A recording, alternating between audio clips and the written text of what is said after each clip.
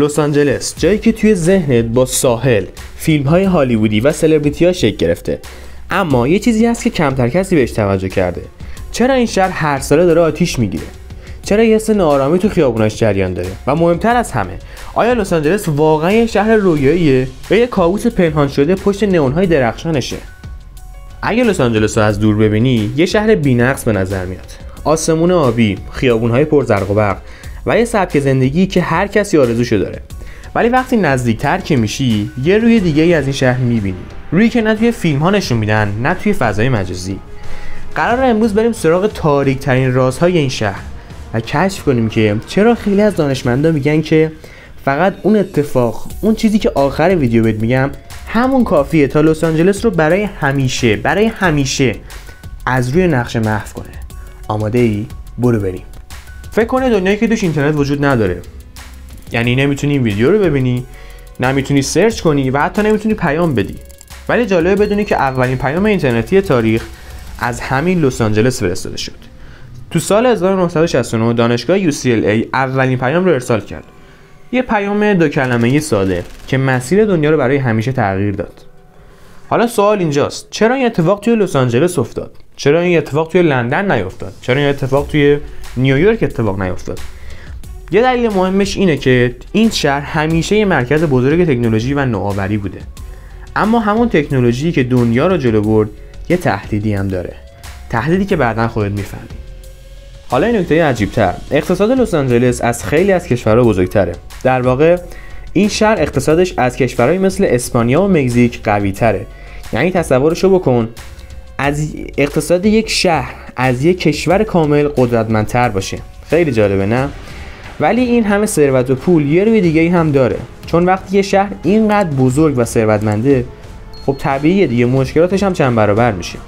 و یکی از وحشتناکترین مشکلات لس آنجلس چیه؟ اگه گفتی یه چیزی که هر روز ساعت‌های از زندگی مردم رو اینجا هدر میده و اونم چیزی نیست جز ترافیک. چیزی که توی ایران هم توی شهر تهران خیلی باهاش سر کار دارن. اگه یه روز بخوای توی لس آنجلس از این سر شهر به اون سر شهر بری، باید آماده باشی که توی بدترین ترافیک آمریکا گیر بیفتی. حالا چرا میگم بدترین ترافیک آمریکا؟ چون به طور میانگین یه راننده توی این شهر سالی تقریبا 120 ساعتش رو توی ترافیک تلف میکنه. ساعت واقعا زیادیه. ولی این فقط یه مشکل روزمره نیست. فکر کن یه زلزله آتش‌سوزی رخ بده. اون موقع دیگه یه فاجعه پیش میاد. مردم چطوری باید فرار کنن؟ ترافیک فقط یه دردسر معمولی پس نیست. ممکنه تهدید جدی برای جون مردم به حساب بیاد.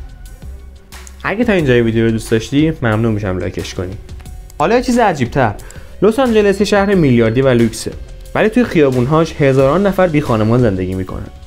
یعنی کنار ویلاهای چند میلیون دلاریش آدم‌هایی هستن که حتی سقف هم ندارن. این تضاد فقط یه مشکل اجتماعی نیست. این یه نشونه از چیزی عمیق‌تره. یه شهر که داره رشد میکنه اما یه بخش از مردمش رو عقب میذاره. و اینجاست که یه تضاد عجیب‌تر رو می‌بینیم. توی لس آنجلس تعداد سگ‌ها از بچه‌ها بیشتره. بله درست شنیدی. یعنی مردم اینجا بیشتر از اینکه بچه دار بشن سگ دارن. حالا چرا؟ چون زندگی توی لس آنجلس اونقدر پرهزینه و شلوغه که خیلی ترجیح میدن سگ داشته باشن تا یه بچه. ولی این فقط یه واقعیت جالب نیست. این یه نشونه از سبک زندگی خاص این شهره.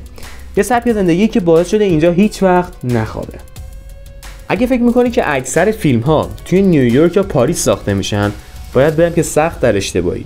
بیشتر فیلم‌هایی که فکر می‌کنی توی جاهای دیگه فیلمبرداری شدن، در واقع همینجا توی لس آنجلس ساخته شدن. حالا از هالیوودش بگیر تا استودیوهای مختلف تو خود همین شهر. در کل اینجا مرکز سینما و فیلم‌های معروف جهانه. و حالا رسیدیم به همون سوالی که از اول ویدیو پرسیدم و تو منتظر جوابش بودی. اونم اینه که چرا لس آنجلس هر سال توش آتیشی ایجاد میشه؟ خب خیلی‌ها میگن که به خاطر گرما و جنگل‌های خشکشه. آفرین درسته. ولی این فقط یه بخش کوچیک ماجراست. یه چیز دیگه هم این وسط هست. اگه بخوام بهت بگم، تغییرات اقلیمی توش خیلی تاثیر داره. ساخت و سازهای بی‌رویه توش خیلی تاثیر داره. حتی خود مردم هم توی آتش‌سوزی نقش دارن. یعنی خیلی از این آتش‌ها به خاطر بی‌احتیاطی‌ها یا حتی عمدی وجود میاد. و اینجاست که تهدید دیگه‌ای سر بر میاره. یه چیزی که از آتش‌سوزی هم حتی خطرناکتر و مرگبارتره. و وقتی آخر ویدیو بهت بگم، متوجه میشی که این اتفاق انگشت کوچیکه این آتش‌سوزی نمیشه. حتی همین آتش‌سوزی که اخیراً رخ داد و صدمه‌های زیادی به لس آنجلس وارد کرد. ببینم فکر می‌کردی که تا الان ساحل‌های لس آنجلس با شن‌های طبیعی پر شدن؟ نه، بیشتر این شن‌ها از جاهای دیگه آورده شدن. یعنی میشه بگی حتی طبیعت اینجا هم تا حدی ساختگیه. ولی با این حال هنوزم همه برای سلفی گرفتن میان اینجا و دور هم جمع میشن. چیزی که توی لس آنجلس بیشتر از آدم‌ها پیدا میشه ماشین‌ها هستن. تعداد ماشین‌ها از جمعیت این شهر خیلی بیشتره. خب وقتی که بدون ماشین زندگی تو اینجا سخت باشه، طبیعیه که همه جا پر از خودرو بشه. و حتی پارکینگ‌ها توی این شهر یه راز جداگانه‌ای برای خودشون دارن. خب میرسیم حالا به اون اتفاق مرگبارتر از آتش سوزی.